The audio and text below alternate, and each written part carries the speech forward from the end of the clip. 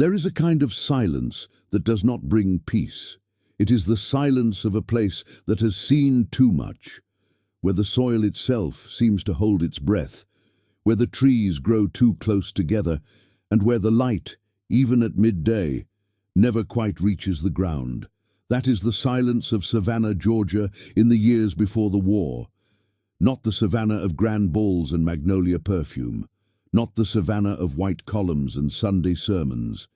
The other Savannah, the one that existed just beyond the edge of the manicured gardens, down the dirt roads that no carriage dared travel after dark, out past the river, where the water runs too still and the Spanish moss hangs like the memory of something that should have been forgotten. This is not a story about a place. This is a story about the people who were forced to call that place home, people who did not choose to be there, who were not asked, who were not permitted to leave, and who, despite all of that, found ways to resist, to endure, and to remember. Their names were not written in the plantation ledgers with care. They were listed like livestock, by age, by physical capacity, by estimated value. But they had names, they had histories, they had faith and grief and love and fury.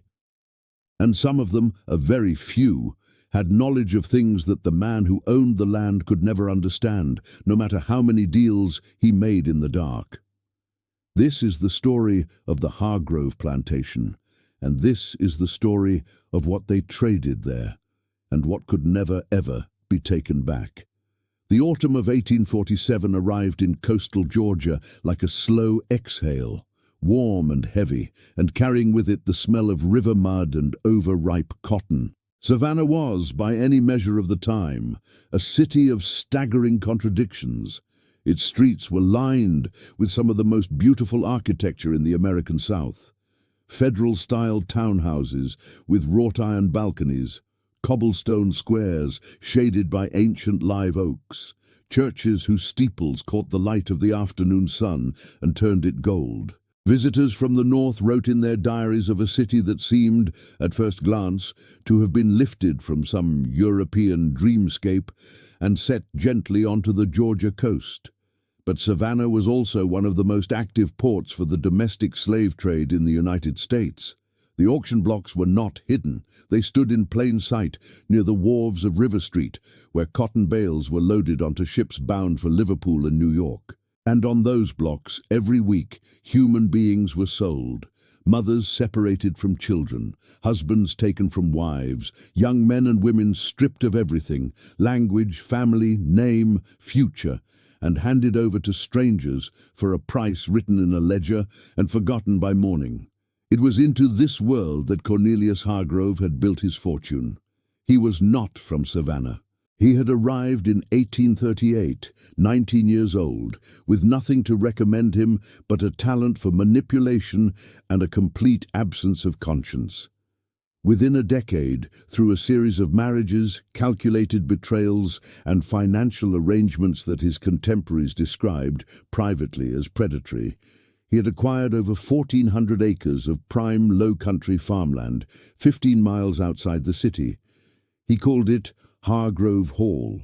The enslaved people who built it, maintained it, and kept it alive called it something else. In the Gula language, that rich, layered Creole born from West African tongues and English necessity, they called it Ile Iku, the House of Death. By 1847, more than 200 men, women, and children were enslaved on the Hargrove property. They lived in a row of low wooden cabins behind the main house, structures so poorly built that the winter wind moved through the gaps in the boards as freely as it moved through the open fields. They woke before sunrise. They worked until they could no longer stand. They ate what they were given, which was rarely enough. And they were punished for speaking in their own language, for moving too slowly, for looking a white man in the eye, for grieving. Cornelius Hargrove was not unusual in any of this. He was, by the standards of his time and place, entirely ordinary in his brutality. What made him different? What made him dangerous in a way that went beyond the ordinary cruelty of the institution was his fear. Cornelius Hargrove was terrified of losing what he had built. He had come from nothing. He had clawed his way into wealth through means he could not afford to have examined too closely. And he knew, because he was, beneath all his posturing, an intelligent man, that empires built on stolen labor and purchased bodies were empires built on sand. He had seen other men lose everything: drought, market collapse, political winds shifting in Washington, disease moving through the quarters and then through the main house and leaving nothing but grief and empty chairs at the dinner table. He needed something that no bank and no lawyer could give him. He needed certainty. And that is when Brother Kane appeared. No one in the county knew where he came from. He arrived one October evening at the edge of the Hargrove property, walking the dirt road from the direction of the river, dressed entirely in black, carrying a leather-bound book with nothing written on its cover. He was tall, thin. His age was impossible to determine. He had the face of a man who had been old for a very long time. The dogs on the property did not bark when he approached. This was the detail that the enslaved people would remember and repeat for generations. Every dog on the Hargrove plantation fell silent when Brother Kane came near. The children hid behind their mothers. Miriam, the plantation's head midwife, a woman of 37 years who had been born free in coastal South Carolina and stolen into bondage at age 12, watched Brother Kane walk up the main path from the window of the cabin she shared with 4 other women. She watched him for a long time without speaking. Then she said quietly to the woman beside her, "That man has no shadow at noon. I have seen his kind before. Back home. My grandmother warned me about them. Whatever he is selling, whatever he is offering, the price is always paid by those who have nothing left to give." The woman beside her asked what she meant. Miriam looked at the main house, where the lights were already burning in the study. "I mean that whatever deal Hargrove makes tonight," she said, "we will be the ones who pay for it." She was not wrong. Brother Kane spent 3 nights in the cellar of the Hargrove main house. What happened during those 3 nights has never been fully documented. Cornelius Hargrove kept no record of it. His wife, Eleanor, who slept in a room directly above the cellar, wrote in her diary only that she could not sleep on any of those nights. That the air in the house had changed, grown heavier, she said, like the air before a storm that never quite arrives, and that on the morning after the 3rd night, when she came downstairs to breakfast, her husband was seated at the table with an expression on his face she had never seen before. Not satisfaction, she wrote, not relief, certainty. "He looked," Eleanor wrote, "like a man who has signed a document and knows absolutely that the other party will honor it. I asked him what had happened. He looked at me with those flat grey eyes of his and said, 'Everything is settled,' and then he went back to his eggs." Brother Kane left that morning. He walked back down the dirt road toward the river. No one saw him arrive at the dock. No one saw him board any vessel. He simply walked into the low morning fog that rolled in from the marshes and did not come out the other side. Within 3 months, the Hargrove cotton harvest, which by every agricultural measure should have been modest that year, given the dry summer, came in at more than double the expected yield. Cornelius Hargrove became, within the space of a single season, the wealthiest man in his county. Do you have relatives or ancestors who lived in the American South during the mid-1800s, in Georgia, South Carolina, Mississippi, or any of the states where this history was lived and breathed every day? Did your family ever pass down stories from that time? Stories told in whispers, stories that didn't quite make sense, stories that seemed too heavy to be invented? If so, we want to hear from you. Subscribe to this channel and share your family's memory in the comments. This community exists to keep those voices alive because they deserve to be heard. 7 years passed, 7 years in which the Hargrove plantation seemed immune to every disaster that befell its neighbors. A blight that destroyed cotton crops across 3 counties stopped at the edge of Hargrove land, as though it had read a sign and turned back. A fever that killed dozens on nearby plantations moved through the enslaved quarters at Hargrove in a single week, took 2 children, and stopped. A fire that started in the drying barn was contained before it reached the main house, stopped by a shift in wind that the foreman later called, in his written report, inexplicable. People talked. In Savannah's drawing rooms, where the white planter class gathered over bourbon and bad conscience, the talk was admiring. Hargrove has the devil's own luck, they said, and they meant it as a compliment. In the cabins behind the main house, where the enslaved community gathered in the hours before dawn, when the overseers were still sleeping, the talk was different. There, people spoke of what Miriam had seen, of the 3 nights in the cellar, of the silence of the dogs, and of the first disappearance. His name was Samuel. He was 24 years old. He had been enslaved at Hargrove since the age of 9, when he was purchased at auction with his mother, who died of consumption the following winter. He was known as a quiet man, thoughtful, careful with his words, skilled with his hands. He carved small animals from scrap wood and gave them to the children in the quarters. He had, in secret, taught himself to read from discarded pages of the Savannah Morning News that blew across the property from the road. In November of 1848, exactly 1 year after Brother Cain's visit, Samuel walked into the swamp behind the Hargrove property on a Tuesday evening, singing softly to himself. He was never seen again. Cornelius Hargrove reported him to the county as escaped. Fled north, he said, probably heading for the Free States. The sheriff's notice was filed. The description was circulated. But Samuel was never recovered, never listed as recaptured, never accounted for in any subsequent record. And in the quarters, people understood. Miriam understood most of all. She had been documenting everything. Not in writing. She had been deliberately denied that, as had every enslaved person on the property, in explicit violation of every human principle and in precise alignment with Georgia law. But Miriam had other tools. She had thread, she had cloth, she had the encoded visual language of the gula quilting tradition, a system of symbols passed down through generations, capable of carrying information across time and distance, in ways that the men who held the ledgers and the legal instruments could not read and therefore could not destroy.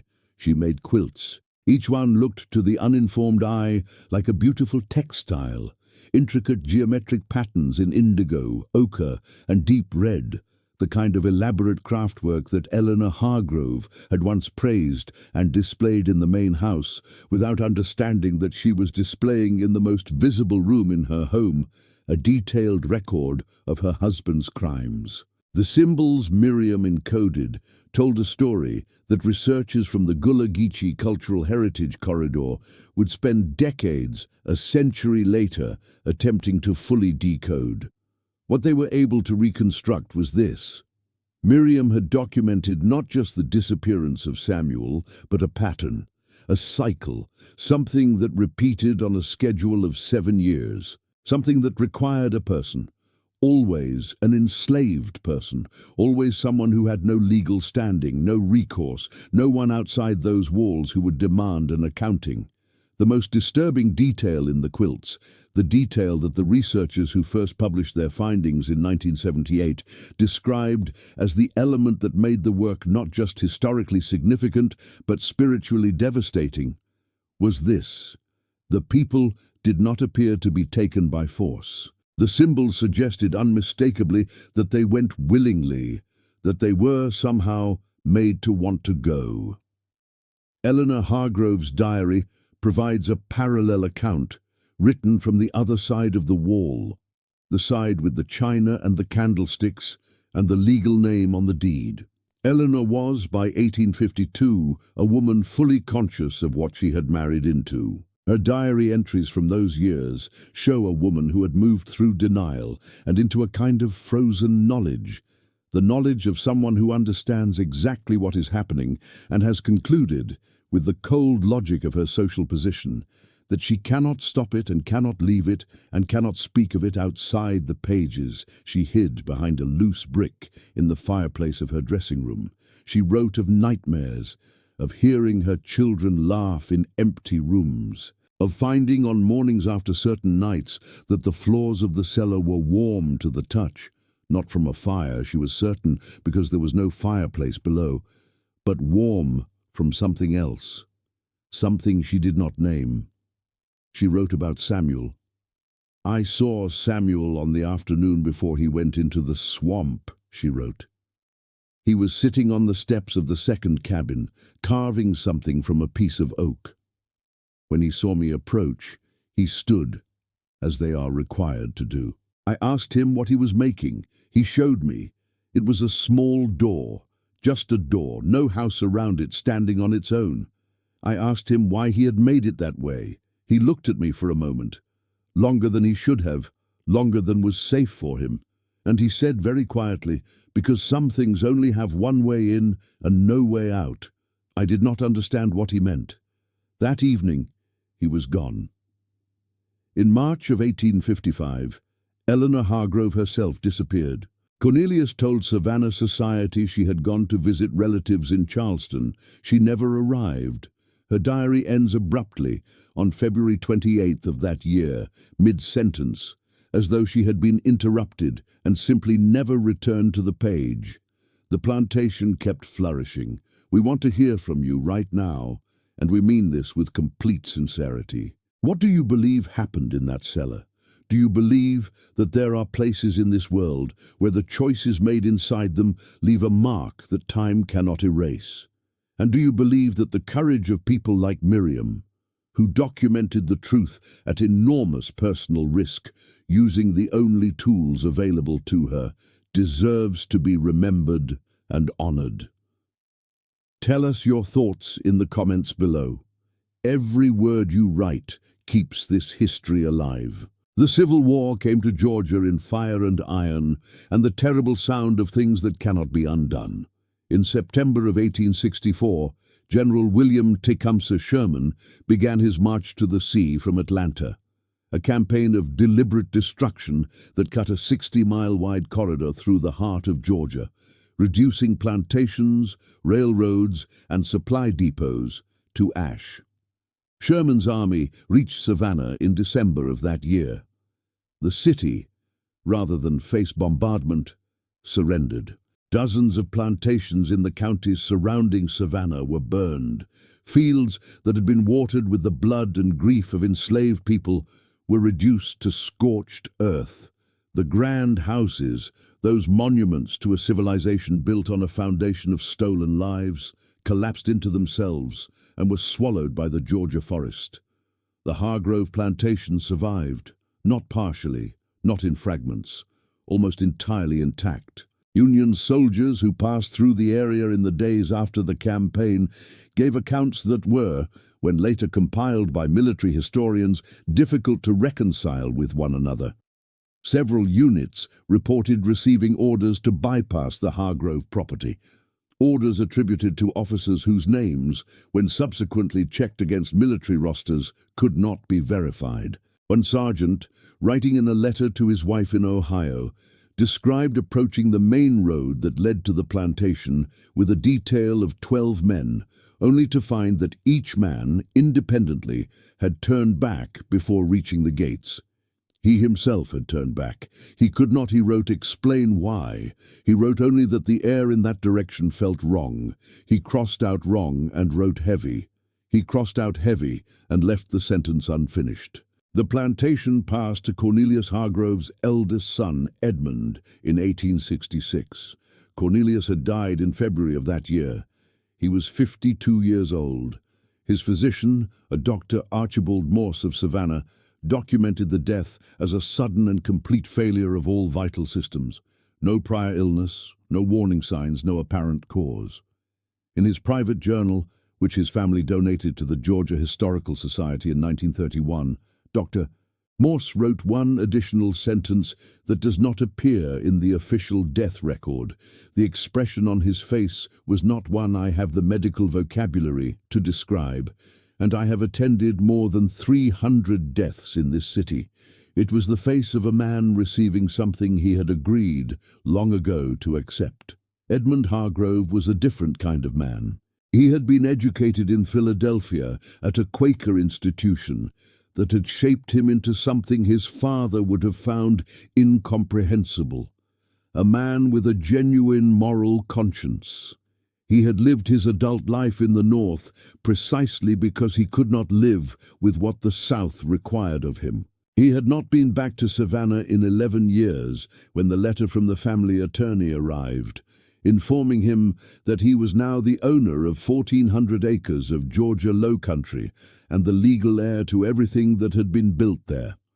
He traveled south intending to stay for 2 weeks. He stayed for 11 years. Those who knew Edmund in Savannah during that period, neighbors, the pastor of the church he briefly attended, the attorney who managed the estate paperwork, described in separate accounts written at different times for different purposes the same progression. A man who arrived purposeful and clear-eyed, who within months had begun to withdraw, who stopped sleeping, who was seen on more than one occasion speaking to people who were not there, who had, by his 3rd year on the property, covered every mirror in the main house with black cloth and refused to explain why. He freed every enslaved person remaining on the property within 60 days of his arrival. This was not legally required at that moment. The 13th Amendment would not be ratified until December of 1865. But Edmund did it anyway, and documented it carefully, and attempted to negotiate with Savannah's Freedmen's Bureau to transfer the land itself into the hands of the people who had worked it. The Bureau's records show that the transfer was initiated. The records also show that it was never completed. The documentation trails off without explanation, the way rivers sometimes disappear into the ground. Edmund's own letters provide the most direct account of what happened to him during those 11 years. His correspondence with his cousin in Boston, a man named Thomas Hargrove who had never set foot in Georgia, is archived in its entirety at the Georgia Historical Society. It runs to 43 letters, spanning 1866 to 1877. The letters begin in a voice that is careful, intelligent, morally earnest. They end in a voice that is barely coherent. The most frequently cited passage comes from a letter dated April 14, 1871. Edmund was then 46 years old. He wrote, "Thomas, I have tried everything I know to undo what was built here. I have prayed. I have given away what I could give. I have torn out the floorboards of the cellar and burned them and replaced them, and the smell that comes up from the earth below is still the same smell. I think it is the smell of an agreement. I think the land itself is a party to what my father did. I think the land has been waiting with more patience than I will ever have, and I think it understands something that I have been too slow to understand, which is that what was taken from the people who lived and died here cannot be given back by paperwork or intention or grief. There is a debt here that does not belong to me, but that I cannot leave behind. I have tried to leave. I have packed my bags 3 times.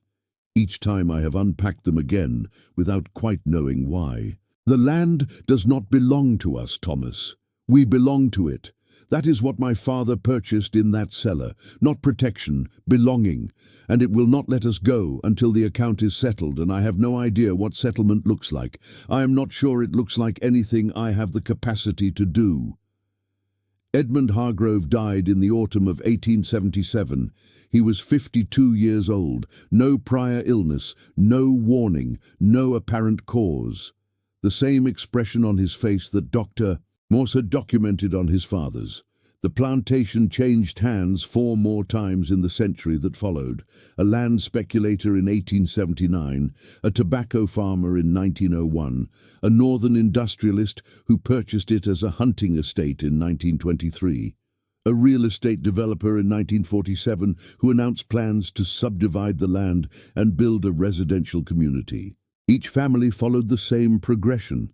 Initial prosperity, followed by a gradual narrowing of the world, followed by departure, or something that looked from the outside like departure, but that left questions no one fully answered.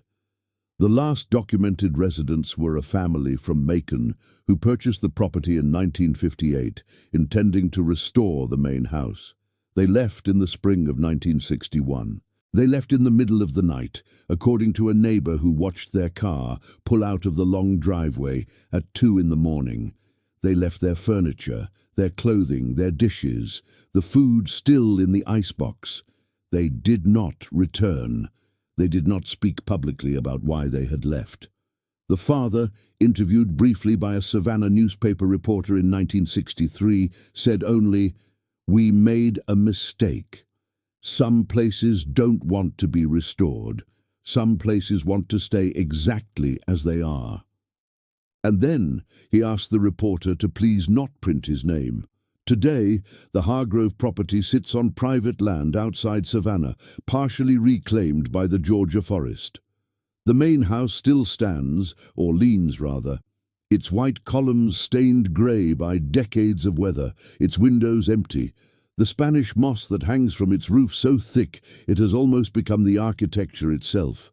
It is not open to the public. Miriam's quilts, all 7 of them, recovered in the 1960s from the sealed interior walls of one of the original cabin structures by a Gullah Geechee cultural preservation group, are housed in a private archive. Researchers who have studied them describe the experience consistently as something more than academic. One historian, who spent 6 months working with the quilts for a 2003 publication, wrote in her notes that she had spent her entire career studying material culture related to slavery, and that the Miriam quilts were the only artifacts she had encountered that made her feel, not just intellectually but physically, that she was being watched. The final quilt, the last one Miriam is believed to have made before she too disappeared from all plantation records in the autumn of 1856, contains at its center a single image that stands apart from the encoded symbols that surround it. It is stitched in deep red thread. It is a door, an open door standing alone in an empty field. No house around it, no path leading to it, no sky above it, just a door standing in nothing, open, waiting. Some debts do not expire. Some doors, once opened, cannot be closed. And some stories, the ones that were never supposed to be told, the ones that were encoded in cloth and hidden in walls and whispered in the hours before dawn when the overseers were sleeping, have a way of finding their way out into the light, because the people who lived them made sure they would. To you, the person who has stayed with this story from the beginning to this moment, we say thank you, not as a formality. With full understanding of what it means to sit with a history this heavy and this real. You have honored the memory of Samuel and of Miriam and of Eleanor and of every person whose name was written in a ledger and forgotten by morning. You have honored them by listening, and we promise you the best is still to come. The next story we are preparing for you is darker, deeper, and even more impossible to believe. Stay with us. You will not want to have missed it. What do you believe? Was the Hargrove Plantation the site of a genuine supernatural bargain, a pact sealed in a cellar that altered the nature of the land itself? Or is this, at its core, the story of a family consumed from within by the moral weight of what they had done, guilt manifesting as madness, as illness, as the slow collapse of everything they had built on a foundation of human suffering? There are no clean answers here, and perhaps that is exactly as it should be. This story is a work of fiction, constructed around the real history of Savannah, Georgia, and the real experiences of the enslaved Gullah Geechee communities of the American South during the 19th century. The institution of slavery as depicted here, its geography, its legal structures, its daily brutalities, its spiritual and cultural resistances, is rooted in documented historical reality. The fictional narrative built around it is our attempt to honor the weight of that history, to refuse to let it be merely academic, and to ask you, the person listening, to sit with it and feel it as the human catastrophe it was. If this story moved you, if it disturbed you, if it made you think or remember or feel something you needed to feel, please subscribe to this channel.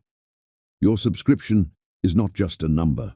It is a commitment to a community that believes history deserves to be felt, not just recited.